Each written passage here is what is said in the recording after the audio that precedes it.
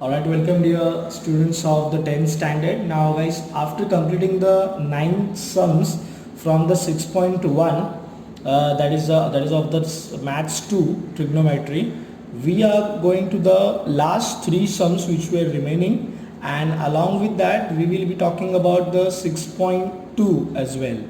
Okay, तो 6.1 का देखिए ये 10 सम है. So we have to show this is your LHS part and that is your RHS part sin a cos a. Okay, so यहाँ पे this one identity is hidden over here, 1 plus tan square and 1 plus cot square. तो आपको पहले LHS उठाना है और उससे उसको सॉल्व करके आपको RHS दिखाना है. ऑलराइट, सो हम लोग स्टेप बाय स्टेप जाएंगे, एक एक स्टेप में पहले लाते जाता हूँ फिर उसको मैं एक्सप्लेन करते जाता हूँ. ठीक है, अभी यहाँ पे देखिए. Now this we have taken the LHS over here.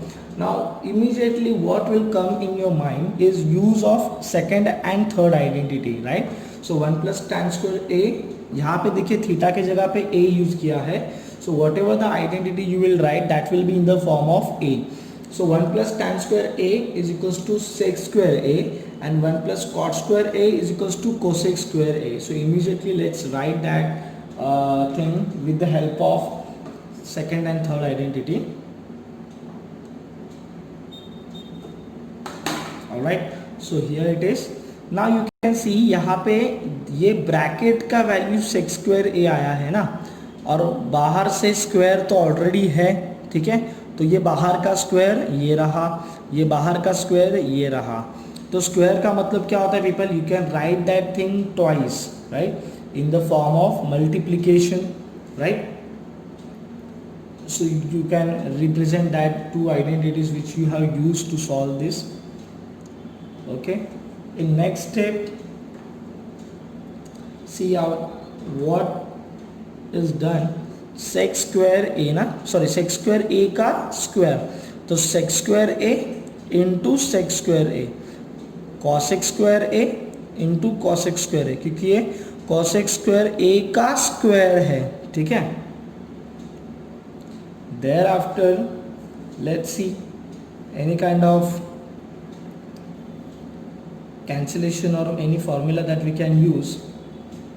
Okay, so guys यहाँ पे एक सिंपल चीज़ जो मैंने पहले के सम्स में भी आपको बताया था कि अगर ऐसी कुछ घड़ी आती है वेयर यू आर, आपके सामने जो है टैन है, कॉट है, सेक, कोसेक है, सो द सिंप्लीफिकेशन का सबसे इजी तरीका ये है that convert your given trigonometry function into the sine and cos form, into the sine and cos form. तो यहाँ पे कैसे देखिए ये सिंप्लीफिकेशन किया है. जो न्यूमरेटर वाला टैन है, so instead of this tan A sine A upon cos A आएगा. तो यहाँ पे ये जो sine A upon cos A है ये ऊपर का है, टैन ए का sine A upon cos A है. ठीक है, फिर आप जब टैन ए को बाजू में निकालेंगे तो ऊपर आपको बचेगा 1 and 1, राइट.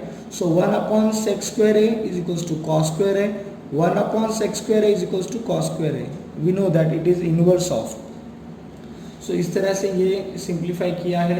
सिमिलरली ये भी सिंप्लीफाई किया है आपका, that is cot A can be written as cos upon sine. ठीक है, सो न्यूमरेटर वाला पार्ट है ना गाइस, आप सोचिए ना कि न्यूमरेटर वाले पार्ट में कैसे आता था, कॉस ए अपॉन साइन है, बट साइन ए बाद में ऑटोमेटिकली नीचे आ जाता था. तो उन्होंने फ्रैक्शन कैसे लिखा है, कॉस ए अपॉन साइन है. ठीक है, फिर क्या होता था, 1 ऊपर कोई नहीं मतलब 1 है, 1 अपॉन कॉसेक स्क्वायर है दैट इज साइन स्क्वायर है, 1 अपॉन कॉसेक स्क्वायर है दैट इज साइन स्क्वायर है. ठीक है, so in this way this kind of simplification ये थोड़ा सा इंपॉर्टेंट है देखिए आपके लिए. फिर you can do some type of cancellation, हम लोग उसके बारे में थोड़ा सोच लेते हैं, है ना.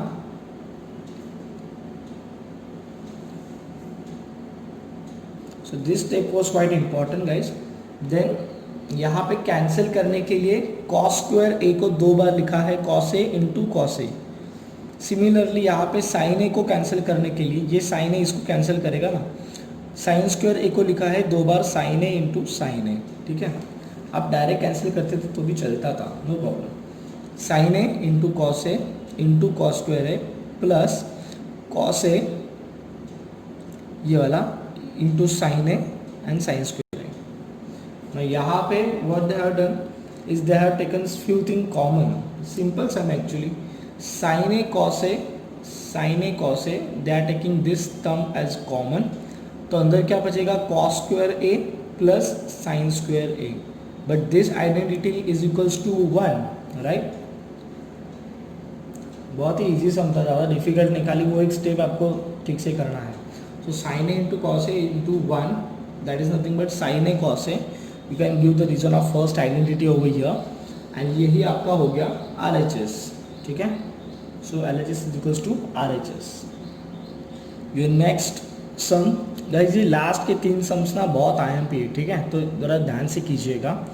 सो सेक fourth A. Okay, so next sum here, sec 4th a into the bracket 1 minus sin 4th a minus 2 tan square a is equals to 1. So in very first step what they have done, sec 4th का sec a का जो formula होता है, what is that? Inverse of cos ना. ठीक है, सो sec 4th a की जगह पे क्या आया आपका 1 अपॉन cos 4th a. ठीक है, then 1 minus sin 4th a. ठीक है, तो यहाँ पे आपका ए स्क्वायर माइनस बी स्क्वायर का जो फॉर्मूला होता है वो अप्लाई हुआ है. वो किस तरह से अप्लाई हुआ है बता देता हूँ. आई होप आपको दिखता रहेगा यहाँ पे. सो यहाँ पे 1 कैन बी रिटन एज 1 का square minus sine 4th A can be written as sine square A का स्क्वायर, साइन स्क्वायर ए का स्क्वायर. ठीक है, तो इस तरह से अपने लिखा है. Then this is your A, 1 is your A, and guys sine square A will be your B. तो ये पूरा जो टर्म है साइन स्क्वायर ए ये आपका बी बन जाएगा. ठीक है, okay. So from that 1 minus sine square A मतलब A minus B into A plus B minus 2 tan square है. अभी आप थोड़ा सा दिमाग लगाइए क्या होगा आगे. 1 माइनस साइन स्क्वायर ए जो है, ठीक है, वहाँ पे कुछ आ सकता है by using first identity. Let's see. So here cos 4th a can be written as cos square a into cos square a. Then 1 minus sin square a can be written as cos square a, right? यहाँ पे first identity use किया है. बाकी ये भी as it is है और ये भी एज इट इज़ है. फिर ये cos square क्या हो जाएगा, कैंसिल हो जाएगा, right? This been done by using first identity. 1 upon cos square है, 1 प्लस sin square है, माइनस 2 tan square है, right?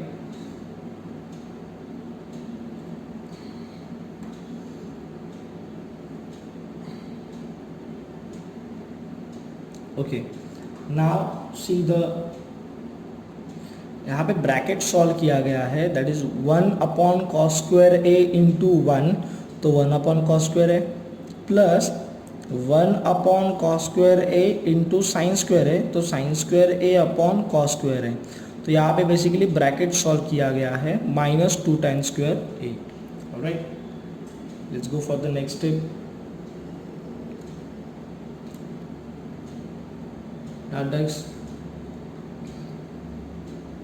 1 upon cos square A can be written as sec square है. Sine square upon cos square A can be written as tan square A. And यहाँ पे क्या किया है, minus 2 tan square A को minus tan square है minus tan square है, मतलब अगर माइनस 2a रहेगा तो minus 2a can be written as minus a, मतलब वही बनता है. ठीक है, सो दैट ये tan स्क्वायर कैंसिल हो जाएगा. प्लस tan स्क्वायर है minus tan square cancel, sec square minus tan square है. एंड इसका वैल्यू जो है guys, you can use the second identity that 1 plus tan square is equals to sec square है. तो 1 plus tan square is equals to sec square में आप tan square को वो साइड भेजेंगे तो क्या होगा, 1 is equals to sec square A minus tan square A. तो guys sec square A minus tan square A का वैल्यू आएगा 1. So this is been done by your second identity. ठीक है, तो ये आप याद रखिए. So this is now proof. Let's see the last one people. Tan theta upon sec theta minus 1, tan theta plus sec theta plus 1, tan theta plus sec theta minus 1. Now आप थोड़ा अभी सोचते रहेंगे कि शुरू कहाँ से करें, LHS से करें या RHS से करें.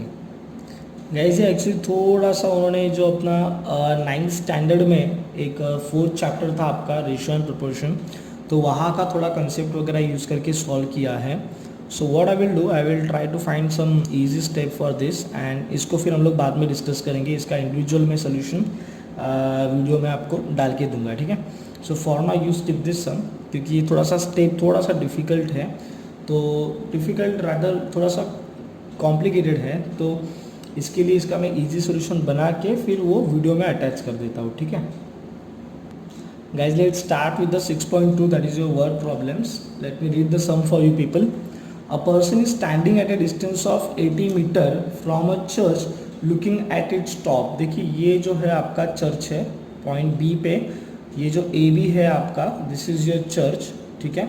And this person is standing over here, ठीक है. पॉइंट सी पे वो पर्सन स्टैंड कर रहा है. Angle of elevation, guys angle of elevation मतलब क्या होता है, देखिए अगर किसी भी चीज़ जो आपसे हाइटेड है, आपसे ऊंची है, तो उसको देखने के लिए आपको आंखें ऊपर उठानी पड़ती है. Suppose this is the like एक एग्जांपल देता हूँ, this is the horizontal line, right.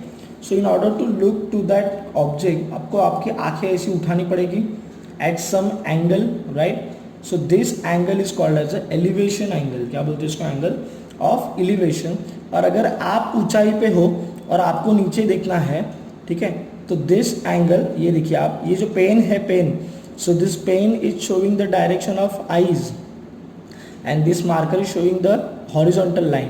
So now this angle is called as angle of depression. Okay, so यहाँ पे the angle of elevation is 45 degree. Means what, to reach at the top of और to see at the top of church, this person has to elevate his eyes at the angle of 45 degree, and then we need to find the height of the church. ये A B निकालना है, but ये बीच में का distance कितना है वो आपको दिया है, that is 80 metre. So guys, what you can do over here, ना यहाँ पे आपको एंगल भी पता है, राइट, 45 डिग्री. ना ये एंगल के सामने वाला साइड, दैट इज चर्च का हाइट है. सो बात किसके बारे में चल रही है, एंगल के सामने वाले साइड के बारे में और एंगल का एडजेसेंट साइड. तो गाइस किसी भी एंगल का opposite side and adjacent side किस ट्रिग्नोमेट्रिक फंक्शन में इन्वॉल्व होता है, टैन में होता है, कॉट में भी होता है. Obviously you can use any of one, but normally as per standard we use the tan, ठीक है. तो आप टैन यूज कर सकते हो यहाँ पे to find the value of A B. Let's see how. So your angle of elevation, this all things are necessary to write. BCA is equals to 45 degree. So guys, from that tan theta is equals to opposite upon adjacent AB upon BC, and tan 45 is 1, right? So obviously AB upon BC will be also equal to 1. AB का value पता नहीं है, BC का value पता है ना, equate किया रहे. सो BC वहाँ पे जाएगा, multi BC into 1 BC. So BC is 80 ना, तो AB भी हो जाएगा आपका 80 metre, right.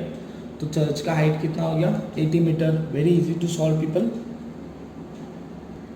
Now you see this, from the top of light house and observer looking at a ship. देखिए अभी मैं आपको बताया था ना कि when you are at the top, ठीक है, और आपको नीचे देखना पड़े, तो pen is my eyes, so this is the angle called as the angle of depression, ठीक है. So from the top of lighthouse an observer looking at a ship makes an angle of depression 60 degree. तो can you see this angle, यहाँ पे ship है आपका, यहाँ पे person देख रहा है, ठीक है. This line is the horizontal line, because इसके रिस्पेक्ट में हम लोग एंगल ऑफ एलिवेशन या एंगल ऑफ डिप्रेशन मेजर करते हैं. If the height of lighthouse is given then you, it is 90 meter. Then find how far the ship is from the lighthouse. मतलब ये ship और lighthouse. So can you see a triangle is forming over here, right? तो ये triangle form हो रहा है. This side is given to you, that is the height of lighthouse, and this is the distance between ship and lighthouse. So this they are asking you. Guys मुझे एक बात बताइए आपको, अगर यहाँ पे clearly दिखता भी रहेगा, यहाँ पे this angle is 60 degree, right? But since this horizontal and this horizontal they are parallel lines and this line is acting like a transversal, So these are the alternate angles, right people? So if this is 60 degree, then this angle will be also 60 degree, right? तो ये 60 है तो ये भी 60 हो गया. तो what you will get in a triangle, you will get this 60 degree angle. This one side is over here, this one side is over here. This side is given to you, this length is need to find. So simple है. Let's see कैसे आएगा ये. दोनों भी 60 degree देंगे. This is angle of depression.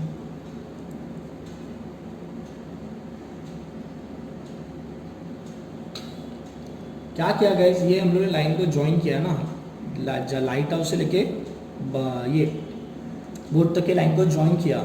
So this two angles that we are getting as a alternate angle.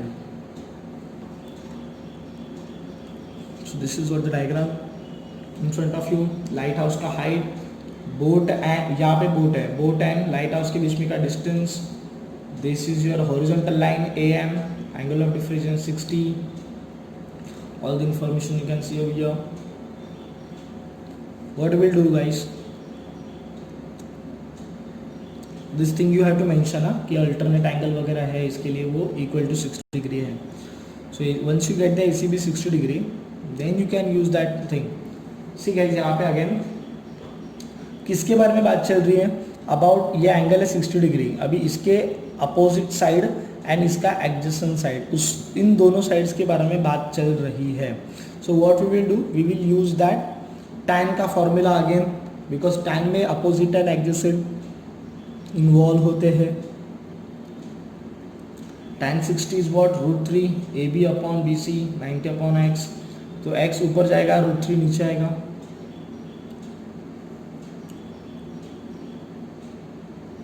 Okay, so यहाँ पे ये जो आपका x है, ठीक है, ये आपका ऊपर जाएगा, √3 आपका नीचे आएगा. ठीक है, ओके. इसको सॉल्व करने का एक इजी तरीका है, वो मैं आपको बता देता हूँ. ऑलराइट, ओवर हियर पीपल, देखिए मैंने कैसे दिखाया है. ये x आपका ऊपर जाएगा, √3 नीचे आएगा, बराबर है. ठीक है, मेरी बात सुनिए. अभी 90 अपॉन √3 आया. So 90 can be written as 30 into 3, right. Now guys 3 जो होता है, याद है आपको, 3 जो होता है, 3 इज नथिंग बट √3 इंटू √3. √3 का अगर आप स्क्वायर करेंगे तो क्या मिलेगा, √3 इंटू √3. तो ये नीचे का √3 और इधर में का एक √3 कैंसिल हो गया. नीचे का √3 एंड इधर का एक √3 कैंसिल हुआ, तो क्या बचेगा, 30 इंटू √3 and √3 का value you have, that is 1.73. so guys this 1.73 value will be here. So your final answer will be 30 into 1.73. so guys multiplication will be more easy than this division. ठीक है, इसके लिए ये मैंने step आपको दिखाया है. ठीक है, value you will get final answer as 52.02. okay, here let's see, two buildings are facing each other on road of width 12 metre. So guys देखिए, दो बिल्डिंग है, दोनों के बीच में जो रोड है उसका विड्थ है 12 metre.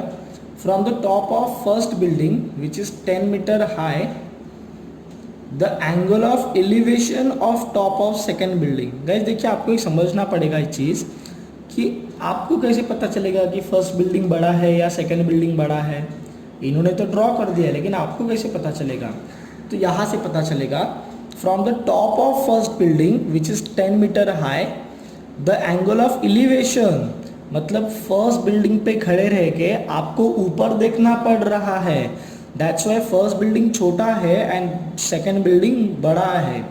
So that angle of elevation is found to be 60 degree. What is the height of second building they are asking you. So guys total 3 things are given over here. What are those? The distance between 2 buildings, the height of small building, and can you see this is your angle of elevation people. okay, so this type of diagram आपका बनेगा. this is your small building, this is your big building, and इधर बीच में एक line होना चाहिए था, जल्द ही आ जाएगा वो. 12 metre is the width of road or distance between two buildings. okay, इन्होंने ज्वाइन कर दिया यहाँ पे. गाइस देखिए, सिंपल एक मैं बात बताता हूँ. देखिए, this 12 metre is over here ना, तो यही 12 मीटर आपका यहाँ पे आगे कंटिन्यू होगा, तो ये भी कितना रहेगा, 12 मीटर. सिमिलरली ये 10 मीटर है, right.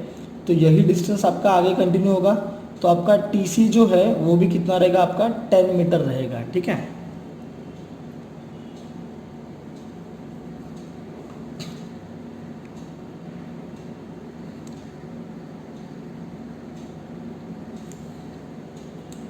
so TC is your 10 meter and this AT is your 12 meter। ठीक है,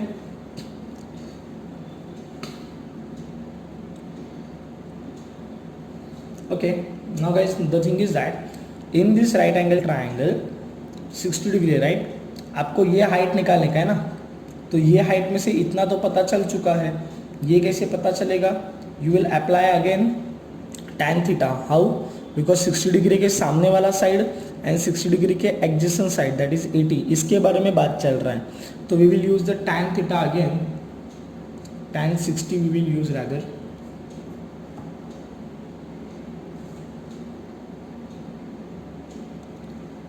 these all things are given to you, elevation angle, so tan 60 is equals to dt upon 80, 12 उधर गया multiplication के लिए, सो 12 into √3। ना यहाँ पे √3 का वैल्यू दिया नहीं है, तो आप इतना भी रखेंगे तो भी चलेगा, अगर वहाँ पे √3 का वैल्यू दिया रहता तो you have to substitute, so dt is equals to 12 √3 आया, बट टोटल हाइट कितना रहेगा, DC that is dt plus TC, 12 √3 plus 10,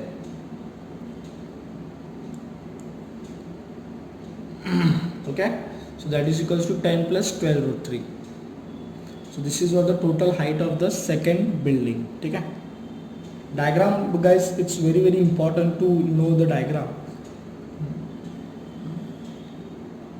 another simple example is हो गया, two poles of the height 18 meter and 7 meter, so this is 18 meter का pole, 7 meter का pole are erected on ground, the length of the wire fastened at their tops is in 12 meter, so यहाँ पे जो wire लगाया है इनके top में, cable का वायर नहीं होता है वैसे, तो दिस इज योर 12 मीटर है गाइस, इंक्लाइन वाला।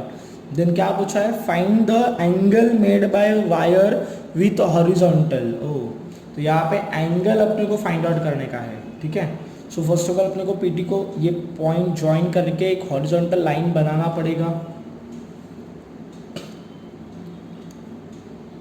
PQ you know, RS you know, PR also you know, length of wire, that rather the fasten wire, यहाँ पे निकाल दिया हम लोग ने। now this guys PT is the horizontal है guys, QS को पैरेलल है ना, तो PT is your also horizontal, PQ 7, तो ये भी 7 हो गया आपका, and guys 18 minus 7, ठीक है, so you can find the RT by the way, so 18 minus 7 you will get the RT value that is equals to 11 meter। so now you know people, एकदम simple है। फिर देखिए यहाँ पे एक आपको एंगल अज्यूम करना पड़ेगा थीटा, एंड थीटा का अपोजिट पता है, थीटा का अपोजिट पता है, और हाइपोटेनियस ना गाइस, ये 90 डिग्री के सामने वाला है ना, तो दिस इज योर हाइपोटेनियस पता है, तो you can use sine theta,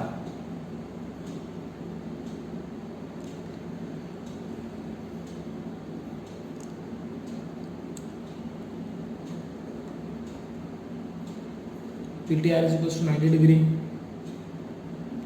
okay, so यहाँ पे इस थीटा का हम लोग ने साइन थीटा यूज किया, तो what is that, opposite upon hypotenuse, so RT upon PR, जो कि दोनों भी वैल्यू अपने को पता है।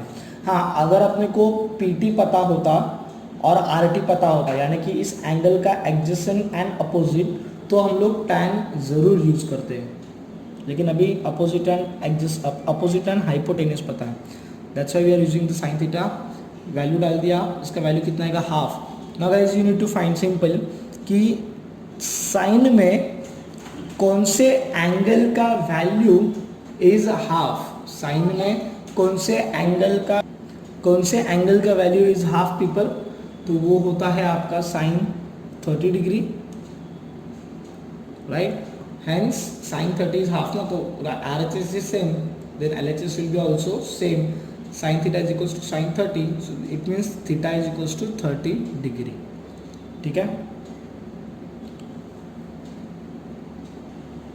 देखिए अभी क्या है, a storm broke a tree and a tree top rested at 20 meter from the base of the tree. ये ट्री है पहले, अभी ये स्टॉर्म आएगा तो ये ट्री गिरेगा। So can you see this much part of the tree. So now this is going to fall on the ground, ठीक है, making an angle of 60 degree with the horizontal. Find the height of tree, the total height we need to find. चलिए ये गिर गया, ठीक है, ये गिर गया इस तरह से। सो this is a triangle again forming over here. तो गाइस देखिए 20 मीटर पे वो रेस्ट कर रहा है at the angle of 60 degree. दोनों वैल्यूज मिल गए यहाँ पे। थोड़ा मैं एक्सप्लेन कर लेता हूँ diagram. Guys this QP is your original tree, QR is the कटेड, QR जो है वो कट हुआ पार्ट है बिकॉज ऑफ स्ट्रॉन्ग। सो ये QR गिर के आपका RQ बना है, ठीक है। तो ये Q बेसिकली Q ऐसे गिरेगा ना।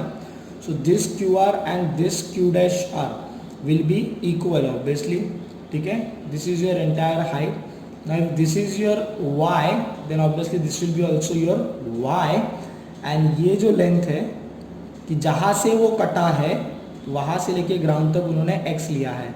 तो टोटल हाइट ऑफ ट्री क्या रहेगा, x प्लस वाई, मतलब जितना अभी तक खड़ा है और जितना गिर चुका है, ठीक है। So let's find this thing.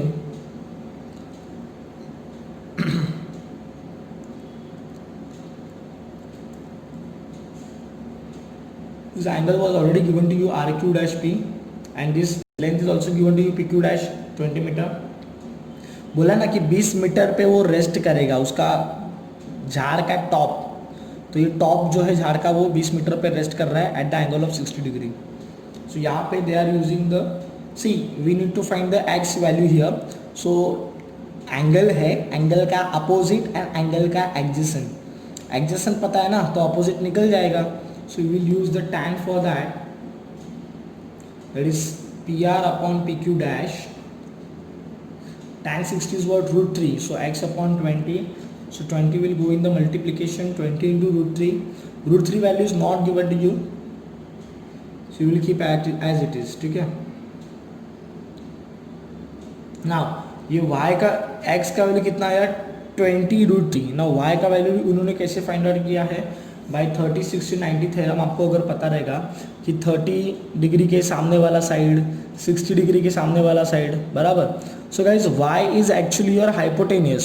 So what we will use, 60 degree के सामने वाला साइड पता है ना, तो we will use that the side opposite to 60 degree कितना होता है, √3/2 टाइम्स द हाइपोटेनियस। क्या बोला मैंने, according to 30 60 90 theorem in the right angle triangle, the side opposite to 60 degree, the side opposite to 60 degree is equal to √3/2 times the hypotenuse. So this is your side opposite to 60 degree is equals to √3/2 multiplication times the hypotenuse, that is nothing but y. So guys, what we can do to find the value of y, we can send this thing over on the other side. √3/2 will become 2 upon √3. √3 will get cancelled, 22s are 40. Like this way we will get the value of y is 40, and thereafter we can add the value of x and y, that is 40 plus 20 √3. guys अगर इसमें कुछ भी doubts रहेगा तो please send your doubts on the WhatsApp 7304603490, and obviously we are also going to cover these all things in the classroom lectures also. So this is your x plus y total height you will get. I think this is the very last numerical. Fine, let me read. A kite is flying at a height of 60 meter. 60 meter के height पे उड़ रही है above the ground. The string is attached to a kite is tied on a ground. तो ये ground को string लगा के रखा है. It makes an angle of 60 degree with the ground. अरे यार ये एंगल कितना रहेगा बोलो, 60 degree. Assuming that the string is straight, find the length of string. So guys simple है, आप खुद भी कर सकते हो, मैं डायग्राम तक लाके छोड़ देता हूँ आपको। You can simply use the tan 60 in this. ये आपका एंगल मिल गया and this value they are asking, no people, simple ना यार, अपोजिट दिया है और हाइपोटेनियस के, सॉरी यहाँ पे tan नहीं, आप साइन यूज करेंगे, साइन, ठीक है, बिकॉज एंगल दिया है और इस एंगल का अपोजिट दिया है और इस एंगल का जो हाइपोटेनियस है, बिकॉज यहाँ पे 90 डिग्री रहेगा तो 90 डिग्री के सामने वाला हाइपोटेनियस रहेगा, तो अपोजिट एंड हाइपोटेनियस के बारे में बात किया है. So for that you will use the sine theta. तो sine 60 is equals to nothing but √3/2. फिर आप ये अकॉर्डिंगली यूज़ कर लीजिए एंड जहाँ पे √3 का वैल्यू आएगा वो आप पुट कर दीजिए. ठीक है. तो guys this sum will be homework for you people. उसको सॉल्व कीजिए, ट्राई कीजिए. In case of any doubts please send your doubts on our official WhatsApp number of classic classes. That is nothing but 730-460-3490 guys. Okay, thank you so much people. Now here we are completing with the 6th chapter of Maths 2. So in Maths 2, let me tell you हम लोगों ने क्या क्या complete किया है. Maths 2 में 2 chapters are remaining to complete the entire portion. That is nothing but the circle chapter and mensuration, the last chapter. ठीक है. Obviously all the problem sets are there. Problem sets we will be strictly discussing in the classroom lectures only. Then in algebra, that is in Maths 1, we have completed till 3 chapters. First 3 chapters are done. Maybe in afternoon I will be starting with the probability chapter, okay, which is the 5th chapter. Then in science 1 we are about to finish with the 5th chapter, after which I will be starting with the 6th chapter. Science 2 मैंने नहीं लिया इस online lectures में because guys science 2 is bit theory part. तो बहुत सारा वो informative part है. ठीक है. तो वो इन्फॉर्मेटिव पार्ट, थेरी पार्ट हम लोग क्लासरूम में पढ़ेंगे तो ज़्यादा बेटर रहेगा. ठीक है. जो मेन पार्ट है साइंस 1, मैथ्स 1, मैथ्स 2 वो हम लोग ने पहले करा के लिया है. Another thing is that for the Sanskrit students we will be uploading few videos. जो लोगों को संस्कृत है उनके भी वीडियोस हम लोग बहुत जल्दी ही हम लोग अपलोड करने वाले हैं. Okay. And one more thing people, very soon we are also planning to start our classroom lectures because few applications has been sent to BMC as well and some arrangements are also done over here in classroom. So we are looking for that. Now in case of any parents wants to come at center and want to do some inquiry regarding the process of the entire academic year, so they can come. Okay, let me tell you the location of our classes. Our classes is situated in the Unnat Nagar number 3 near the Gajanan Maharaj temple, near the Lal Mandir, near the MG road, near the Shabri hotel. You can call us on the official WhatsApp number in order to get some direction. That is 730-460-3490. Thank you so much people.